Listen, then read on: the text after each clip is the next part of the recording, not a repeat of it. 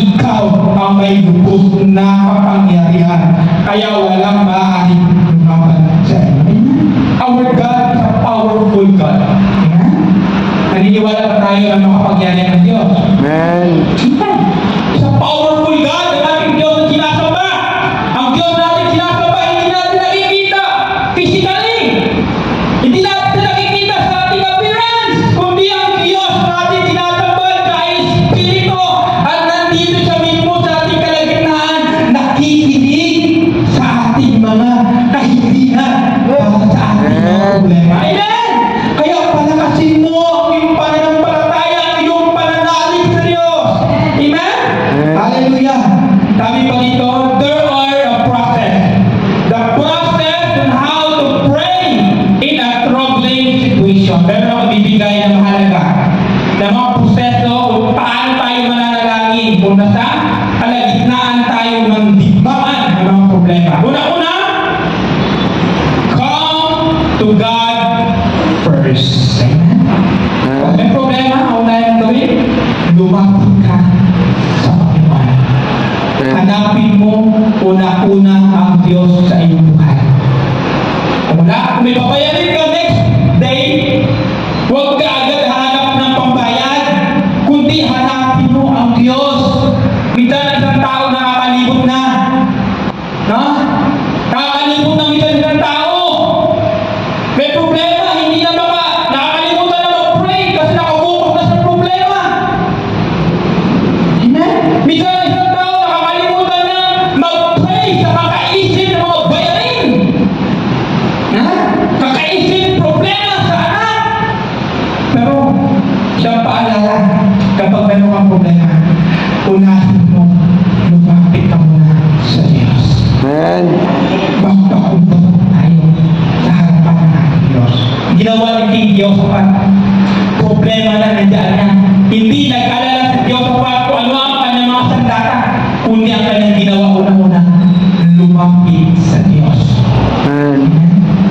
Sabi dyan sa 2 Chronicles 23, then Jehoshaphat was afraid and set his face to seek the Lord and proclaim a fast throughout all Judah. Ginawa ni Jehoshaphat, inuna niya hanapin ang kaharian ng ating Diyos. Amen. Yun ang ultimate number one gagawin mo. Hanapin mo si Kristo sa iyong buhay. Kaya minsan, ang mga problema ng isang tao ay hindi nabibigyan ng solusyon. Una-una, hindi nila pinag-priority ang Diyos. Maraming tao, sige, trabaho dito, ganyan. Pero ang mga bayarin, hindi pa rin nasusolve. Bakit? Hindi nila inuuna ang Panginoon sa kanilang buhay. Talaga, kahit anong sipag ng isang tao, trabaho ka dito, trabaho doon, tapos wala kang Diyos, hindi mo inuuna ang Panginoon, walang silbi ang lahat. Kaya ang pinakailangan sa isang tao, balance ang buhay. Dapat may Diyos sa iyong mga pangangailangan. Dapat balansi ka. Dapat bigyan natin ang oras, ang Panginoon. Unahin din natin ang ating Diyos, mga kapatid. Amen! Hallelujah. Palapakan natin mula ang Diyos. Hallelujah. Amen. Sabi dito number 2, pagkatapos mo lumapit kayo sa Diyos, and lead others to pray for you. Okay? Umanap ka ng iba na pwede makapag-pray sa iyo. Kaya nga meron tayo dito at prayer request. Kapag may prayer request, huwag kang mahiya na magsabi ng mga prayer request mo. Kaya nga meron sa prayer request, itong paraanan para matulungan natin ang bawat isa na may panalangin ang kanyang mga pangangailangan. Kaya kung may mga problema tayo, huwag mo ang pinig. Kumaga, wala ako ganito problema ko sa aking buhay. Hindi na ako makikipag-open sa aking kaibigan o kay pastor. Baka kasi hindi. Share mo lang at pag-pray din natin yan. Kasi anong ginawa ni King Jehoshaphat? Kasi hindi lang siya nananalangin mag-isa. Kundi ang ginawa ni King Jehoshaphat sa 2 Chronicles 24, nagtitipon-tipon ng buong Judah upang humingi ng tulong kay Yahweh. Dumating sila bukas sa iba't ibang lungsod. Hindi lang si Jehoshaphat ang nananalangin, kundi marami.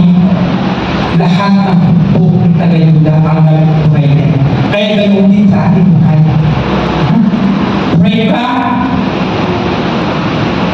Kausapin mo kaibigan mo, pastor, may gusto ko panalangin, patulong natin panalangin niyo po ako.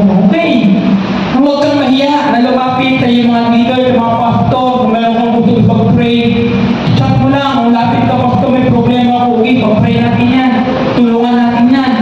Kasi ang prayer, kapag isa lang ang nag-pray, hindi kayang dalhin. Kaysa sa walis tingting. Sa walis tingting, kung meron tayo nakikita dyan, isang walis lang, isang stick, kung may tubig dyan, pagwalis mo, do you think ang dumi mo makakatanggal?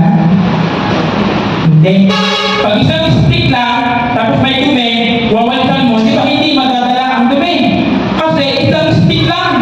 Pero kapag maraming stick na kumpul-kumpul, lahat sila marami, pag walis mo na maraming isang dumi, pag ganyan mo lang ng isang walis mo, tanggal lahat ang dumi.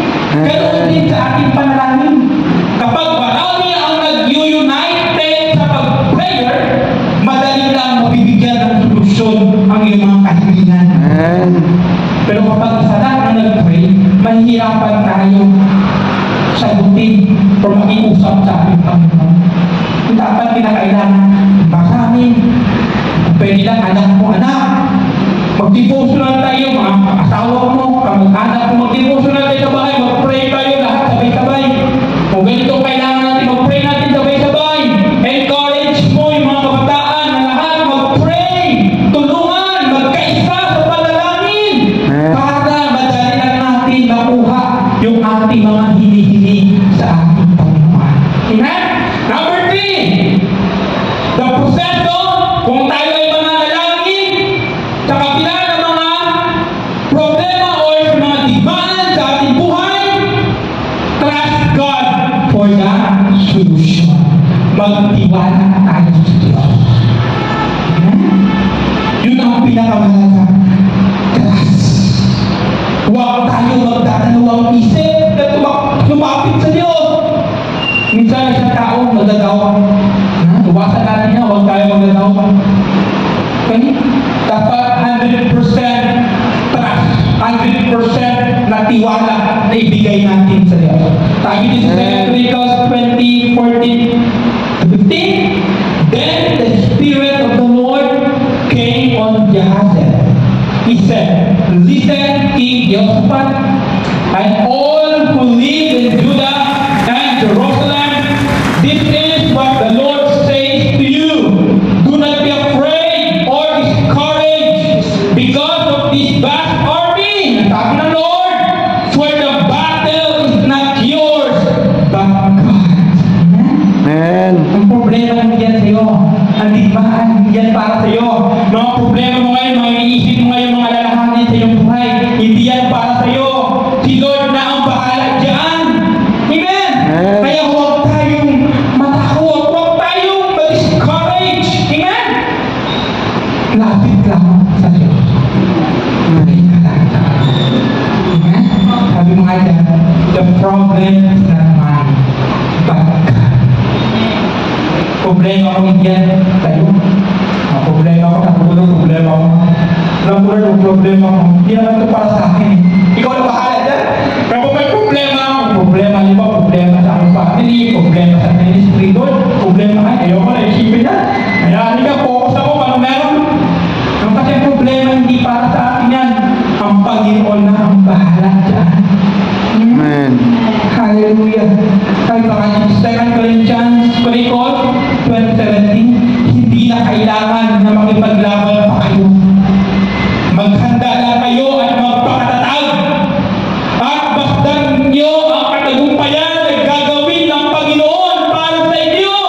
Observe ko lang, may problema. Observe ko lang na ang Panginoon na bahala kumilos. Huwag kang mag-alala. Okay? Basdan mo kung paano pagtatagumpayan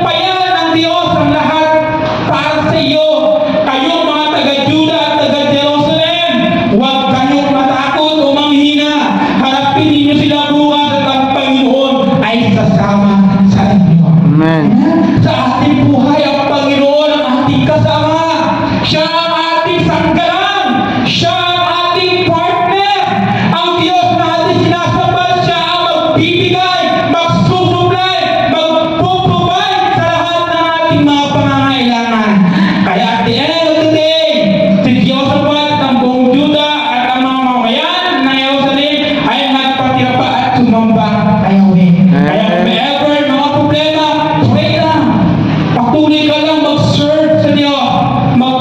Umawit ka lang sa Kanya. At ang Diyos na ang bahala na kumilos sa lahat ng bagay. Amen?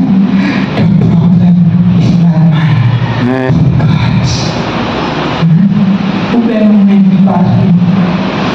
Kaya sa ating buhay mga kapatid, kaupas nito. Sa reminders para sa atin. Isipin natin palagi ang Diyos sa ating buhay. Huwag natin siyang kakalimutan. Unahin natin ang Diyos. Huwag mo siyang kakalimutan. Unahin mo ang Diyos sa iyong buhay. Malaki ang may tutulong kung ipunan natin.